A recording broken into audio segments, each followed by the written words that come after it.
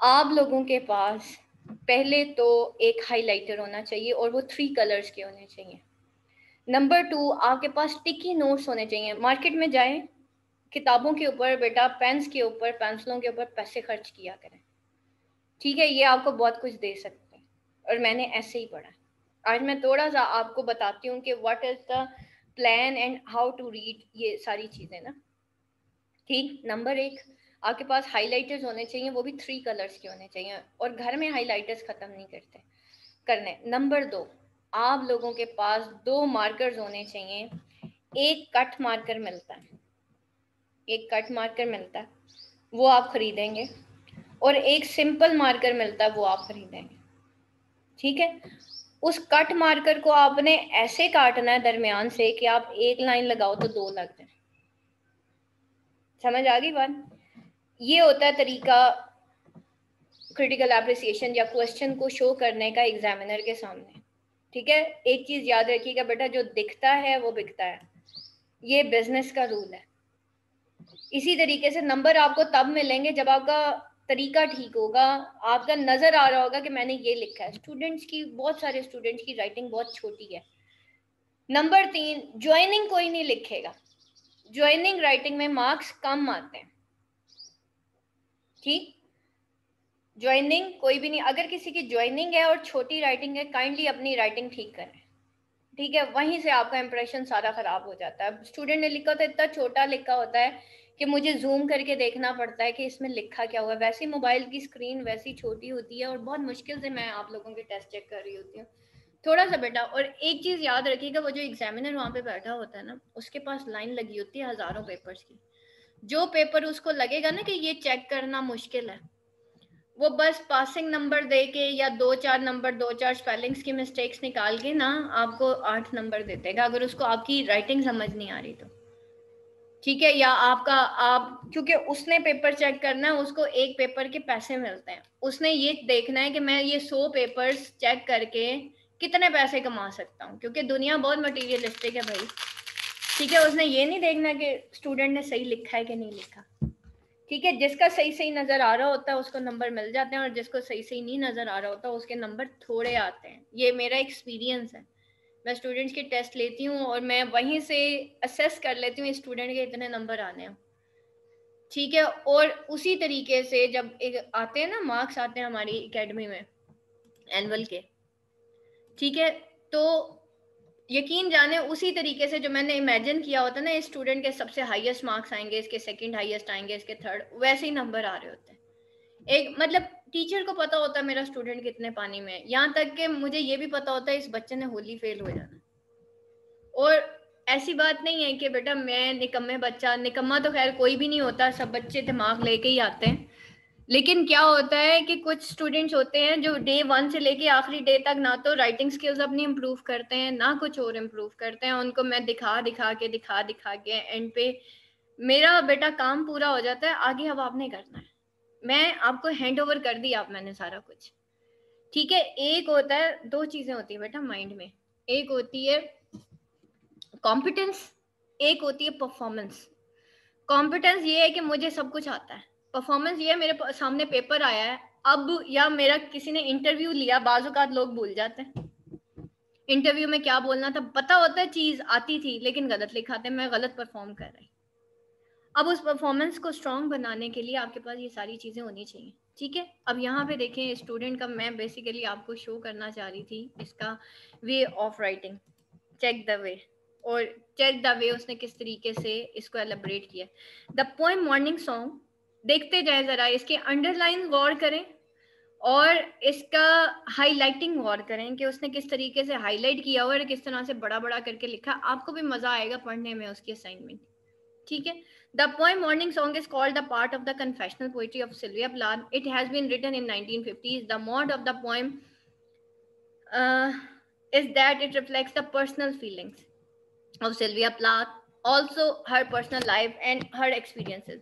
Here, Plath expresses her personal problems in a very fine, frankly way. ठीक है, बहुत openly उसने सारी चीजें बयान कर दी है. This poem shows the very good mood of the poetess, and this poem is not the part of the poems in which there is theme of death, depression and pessimism. No theme of death, depression and pessimism कुछ नहीं है, बल्कि motherhood के ऊपर. The theme of the poem is that Mother Plath is celebrating the birth of a newborn baby. We can see there is thirst of love in Plath's poetry. The expression of motherly love and passion for the newly born baby is very evident in the Plath poetry.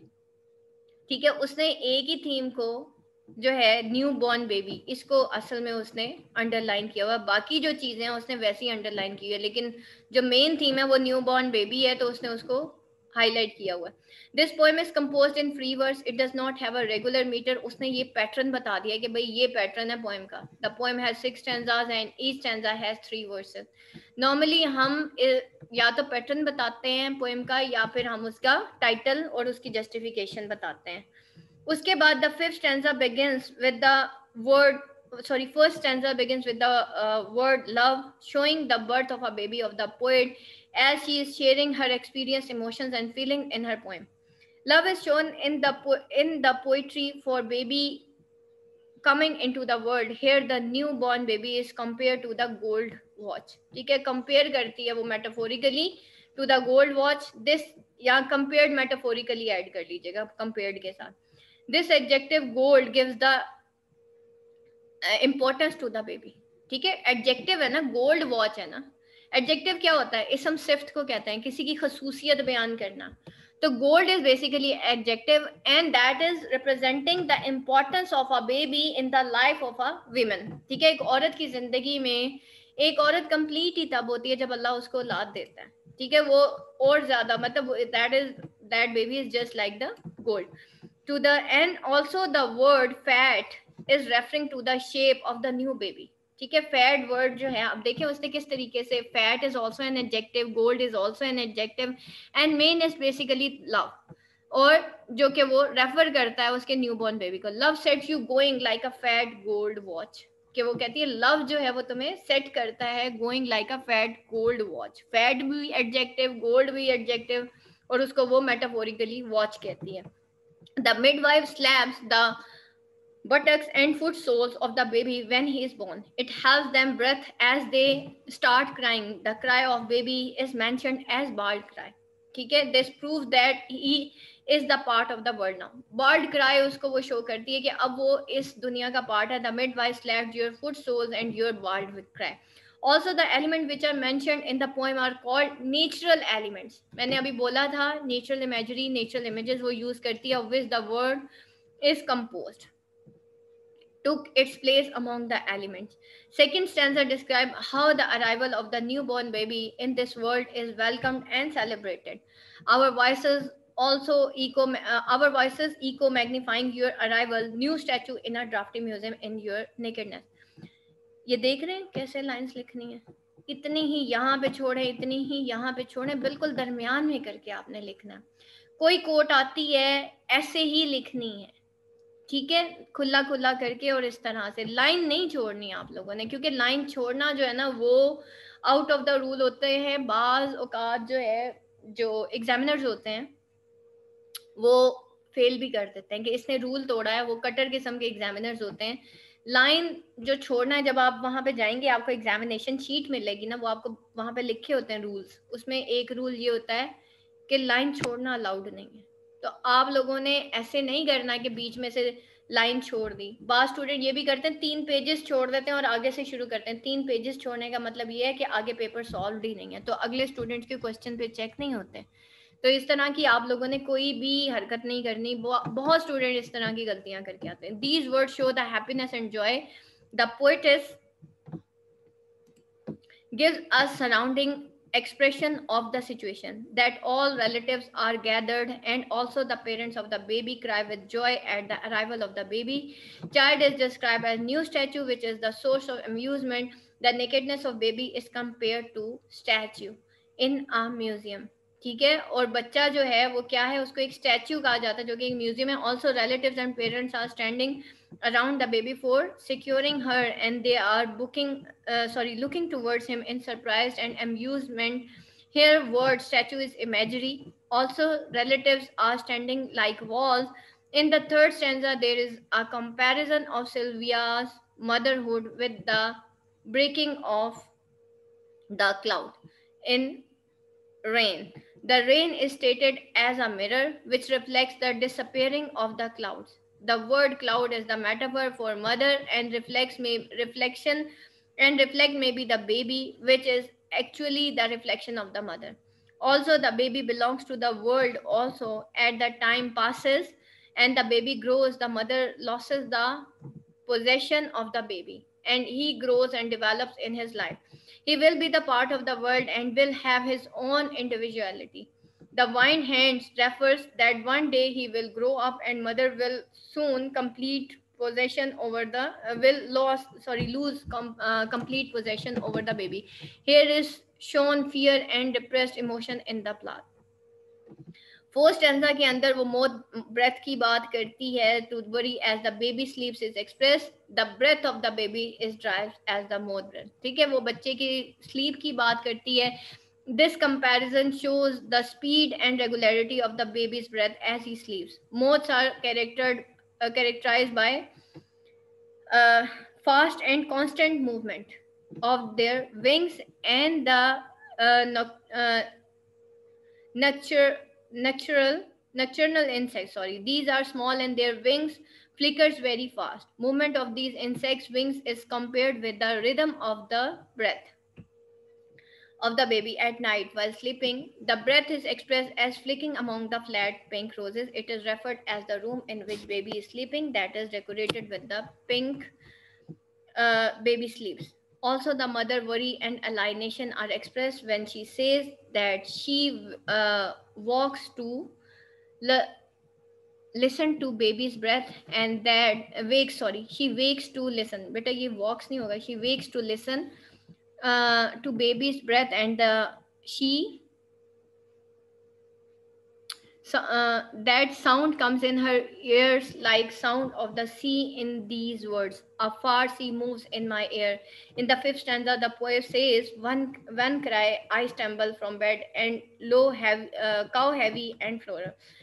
These lines shows the a pure expression of motherly feelings.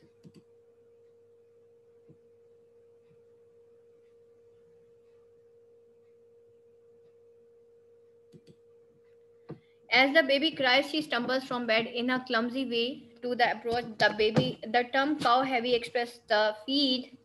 This feeling of mother is too genuine for the for her baby. We cannot doubt any kind of womanly prejudice against men folk. Your mouth opens clean as cat. The mouth of baby lives in described as cat mouth. This compared shows wild longings for food like that of cat.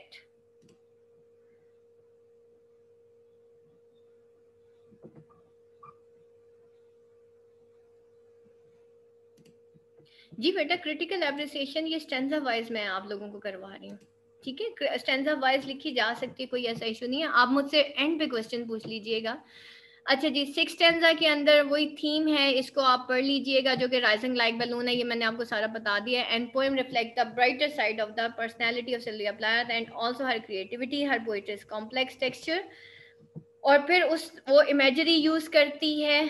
Also, the technique of metaphors and similes. There is also uniqueness of nakedness of the baby. She enhances the charm of the baby, which is the source of amusement for relatives and the readers, as the use of word cloud in the metaphor of the mother and reflect is the metaphor of the child. There is also irony in the character of Plath. अगर question आता है जी imagery जो use उसने की है उसको एलिब्रेट करें, तो बेटा फिर तो आपको स्टेंजा वाइज ही एलिब्रेट करना पड़ेगा ना. ठीक है, अगर मेटाफोरिकली एलिब्रेट करना आ गया तो फिर जी मैं शेयर कर देती हूँ. ठीक है, तो there is also irony in the character of the plot. She describes herself as passionate mother, but at last we will see that she will commit suicide. She will not prove to be a good mother in reality. अब irony क्या है कि वो यहाँ पे तो ये show करती है कि भाई ये तो 24 घंटे का काम है और ये वो सारा कुछ, और वो एक अच्छी मदर के तौर पे यहाँ पे अपने आप को शो करती है. But irony of the situation is that कि वो अच्छी मदर साबित नहीं हुई और वो अपने ही कॉन्फ्लिक्ट्स के साथ और अपने मेंटल कॉन्फ्लिक्ट्स के साथ फाइट नहीं कर सकी और वो हार गई और फाइनली उसने सुसाइड कर ली. She suicide only when her kids were infants. She also presents the last stanza on the challenging one. There is also a lot of themes in the poem like motherhood, sincerity, attachment to the newborn baby. There is also the theme of love, which shows the lust for Sylvia. So we may conclude that the poem is truly expression of true deep feelings of love. She expresses her feelings by using metaphor and comparison. The poem reflects the joyous mood of the poet, claiming and happy feelings of devoted mother for who baby is center of happiness and pleasure. ठीक है, तो ये जनाब आज आपकी poem जो है यहाँ पे कंप्लीट हो गई है. अच्छा, सबसे बड़ी चीज ये, जैसे मैं अभी आप लोगों को